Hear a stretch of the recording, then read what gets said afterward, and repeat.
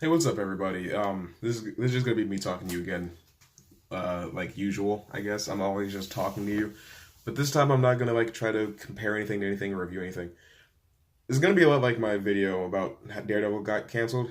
It's not gonna be super edited. It's just gonna be an honest conversation between me and you. Um, I'm a little nervous about Captain Marvel, and it's not because it's just like, oh, I'm burnt out on Marvel movies, or I don't think Brie Larson's a good actor, or they shouldn't do any more movies that are set in the past. It's none of that. I just the reason that I'm worried about this movie is because A, I know exactly how Marvel goes about introducing new characters that are like lesser known in the comics, and B, I just don't see the I don't want this movie, honestly. It's standing between me and Avengers Endgame. It's standing between me and getting a complete story. It only exists because Captain Marvel's in Avengers Endgame, and they can't take time out of that movie to set her up and explain who she is. So they have to give her an entire 2.5 hour movie before that that is basically just filler.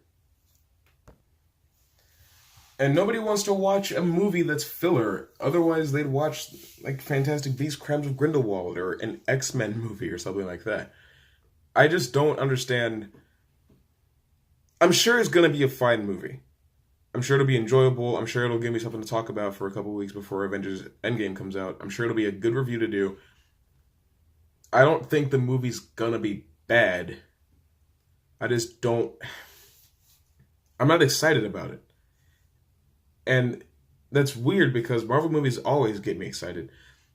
Every Marvel movie that's come out in the last decade, I've been like, yes, I'm going to go see that. I'm going to go see it on day one or the opening weekend or when the soonest that I possibly can. I've gone and seen so many of these movies on day one. Some of them I've even seen on Thursday night, like Age of Ultron and Ant-Man and the Wasp. I saw those Thursday night. Uh, Recently, I saw Black Panther, Infinity War, Guardians of the Galaxy Volume 2, Spider-Man Homecoming, and Thor Ragnarok all on the first day that they came out. And it's not because I thought every single one of those movies was going to be some huge. There's a school bus outside my house. Bye. It's not because I thought that these movies were all going to be some sort of huge spectacle, some fantastic film, something that I had to see or I would miss out. But in the case of Black Panther and what is it called? Spider-Man Homecoming and Guardians of the Galaxy and Thor Ragnarok, Doctor Strange. I saw all of these because I thought if I didn't, I'd miss something. And not in the bad way. Like, I would miss something important. Like, I had to go see this to get the complete story because I wanted to see everything that led up to Thanos. I feel a similar way about Captain Marvel. Like, if I don't watch it, I'll miss something. But now it feels like a chore. Now it feels like I can't skip it because I'm going to be confused. And it's something that I have to slog through this time instead of being something that I'm just like, yes, I'm ready to see Doctor Strange. I'm ready to see Spider-Man. I'm ready to see Thor. Now it's just like, if I could, I would skip Captain Marvel. That's how I feel. Because not only have they completely reworked her origin in the comics 3 times now, she's gone through so many different identities, so many different names. She wasn't even introduced as Captain Marvel. She used to be Miss Marvel. And I think she was more interesting back then, not just because she wore a one-piece bodysuit that wasn't exactly a suit, if you know what I mean, but because she still had mystique and a level of intrigue to her character.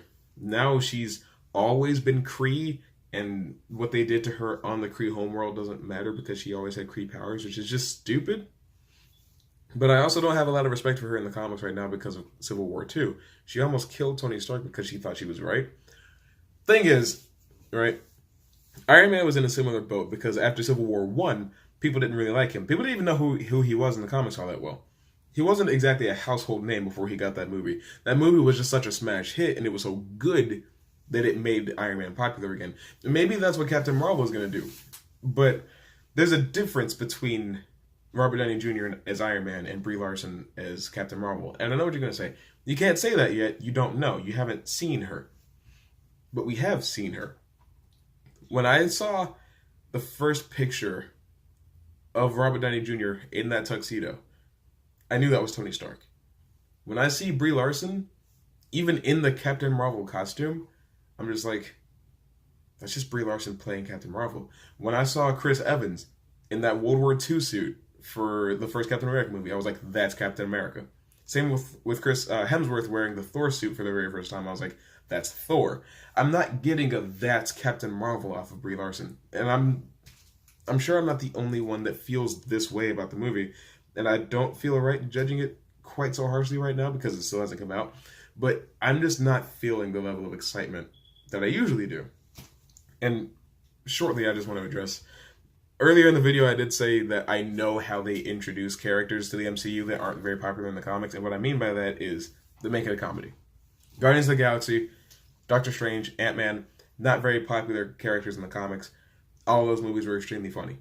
It worked for all of them, but it's just how they went about it. They didn't do that for Thor. They didn't do that for Captain America, the first Avenger. They didn't do that for Iron Man. But for these, it seemed like it was a priority almost. I don't know. And again, I don't want to seem like a hater or anything. It's just something that I've noticed.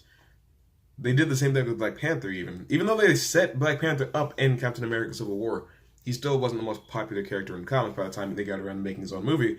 So the movie tried very hard to be funny with your what are those and whip your hair back and forth type of thing. And as cringy as it was, I guess it worked. People liked the movie a lot. Good for them. But I guess that's all I really wanted to say here. I'll